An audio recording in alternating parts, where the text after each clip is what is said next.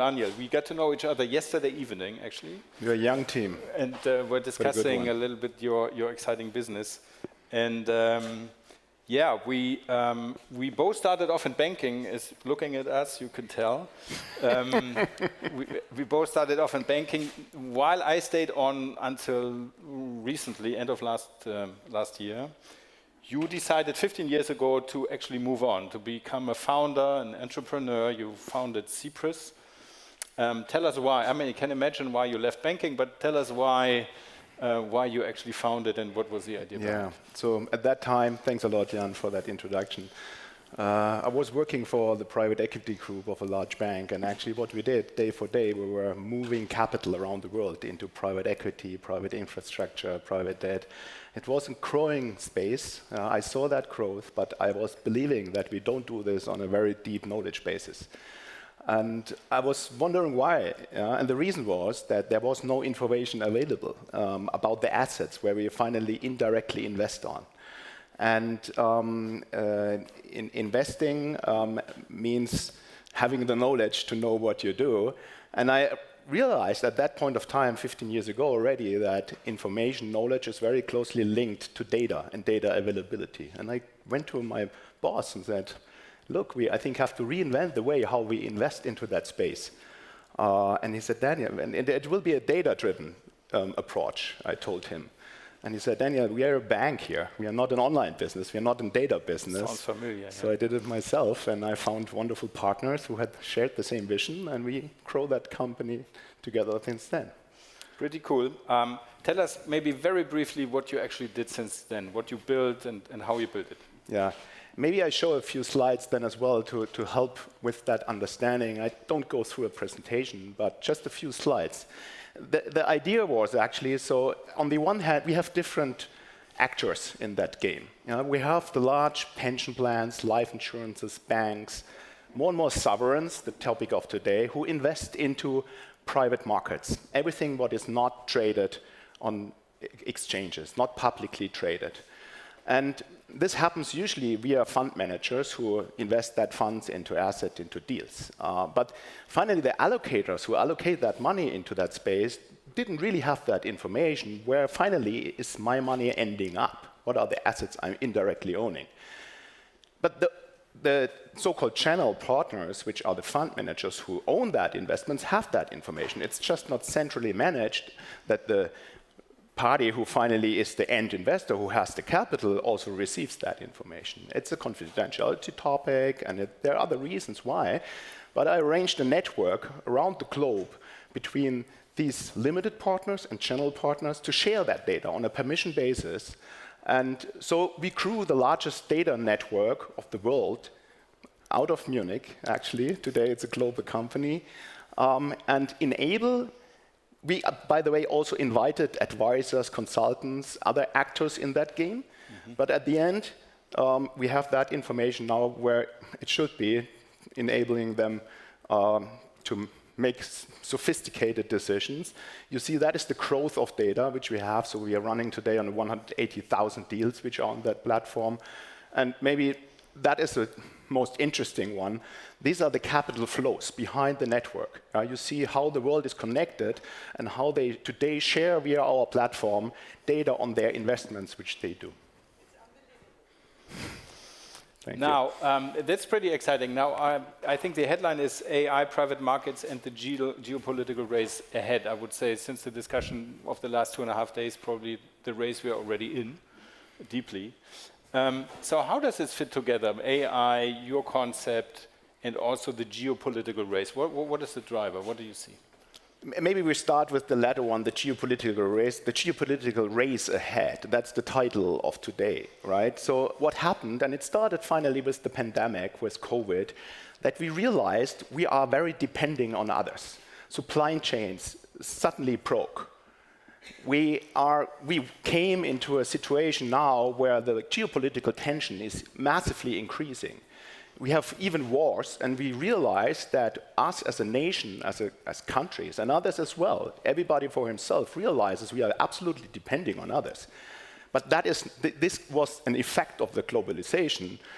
But what they all think about is now to reduce that dependency on others and get more independent, which finally means they need to spend money investing into assets which give us that independence in the future. And if you're looking to the world of assets available, there is just a small portion really traded on exchanges, publicly traded.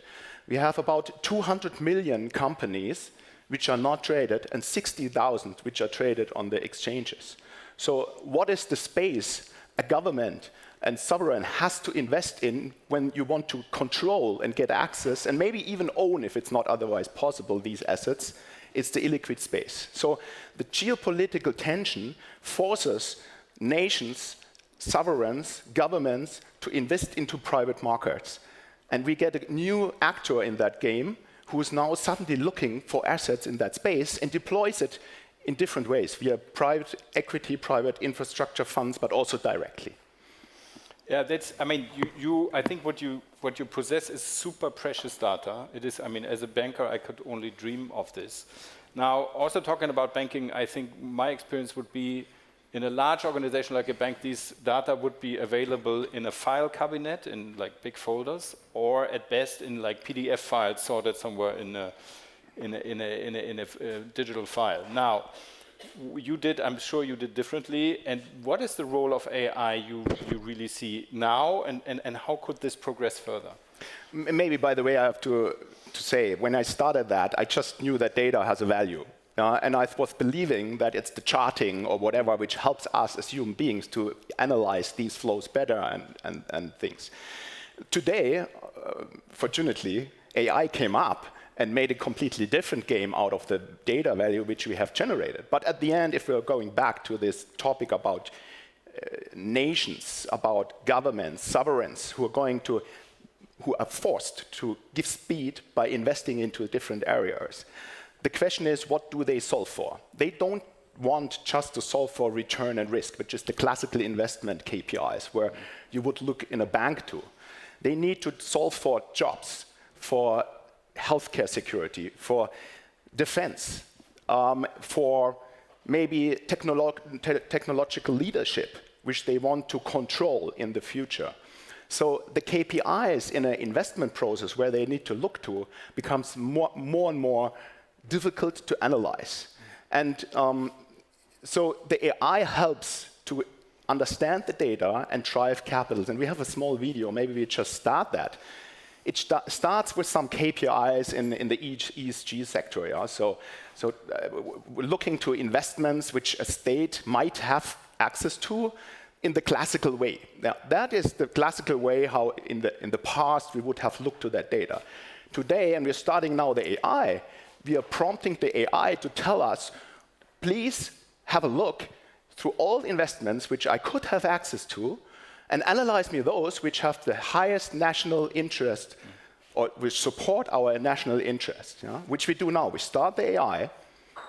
You won't see it maybe, but finally, we talk with the AI, please help us to look into this data network where, and I have to say, the owner of these companies need to give permission that the other party can see this, but they have a big interest that they see it. So they have an interest that the sovereign wealth fund has access to that information because they might become a buyer of their companies. And so what we do now, we ask the AI, please analyze all these companies where I have access to give me, on the one hand, concrete companies where I could invest in, plus they have to be aligned with our ESG, with our clean energy, with our ESG guidelines we as a state have. And the AI runs through the data behind and finally finds all these companies and obviously shows it to the sovereign. And not only that it identifies the companies, the next prompt is, please identify me who's the owner of that company. So who can I approach that I can buy these companies? And the AI finds that.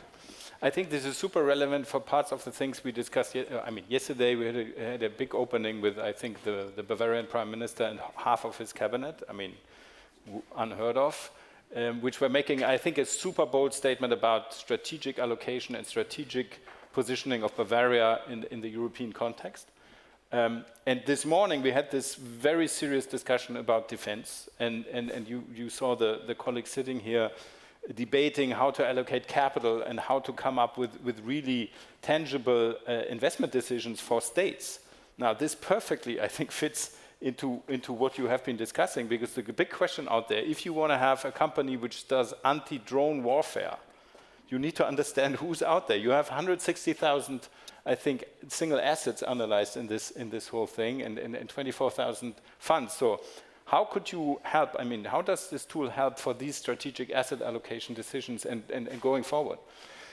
So obviously the 160,000, and it's 180,000 in the meanwhile, so it's growing every day actually, that data set, but it depends on also, it's a counterparty network. As more owners of companies, which is in our world, the private equity funds, the private infrastructure funds, they are permitting others to look to that data. So that number is growing massively. And finally, when we are looking, and that is maybe a chart where not every nation, not every sovereign has the same targets. Defense is now the title of everything, but finally it's also about health. It's about other technological leadership, right? So the focus is very broad. And what you see here is for the whole world, and we separate that later if we have time into different states and countries. But what you see is, I don't know whether you can see, it's a bit not nice to see, but finally it shows industries where we identified geopolitically relevant companies behind. So, and this is investments that happened by private equity funds. And on the y-axis, you see the returns they have achieved. On the x-axis, you see the multiples which are getting paid, so the valuations. And that is an interesting chart because it finally shows the valuations are today not only driven by financial metrics, a kind of multiple approach, it's highly driven as well by geopolitical and strategic value an asset has for a certain buyer group. So if private equity funds are investing into these spaces, they already have in mind that their exit can happen for a much higher value because an asset has a geopolitical relevance, right? And so if I flip through a little bit and we drill down in, that is the industries which are getting bought because of geopolitical interests. And if you go, for example, now into the US, that is deals done in the US. Software and technology has always a high strategical interest. That is securing our future to be business leaders. That is a no-go.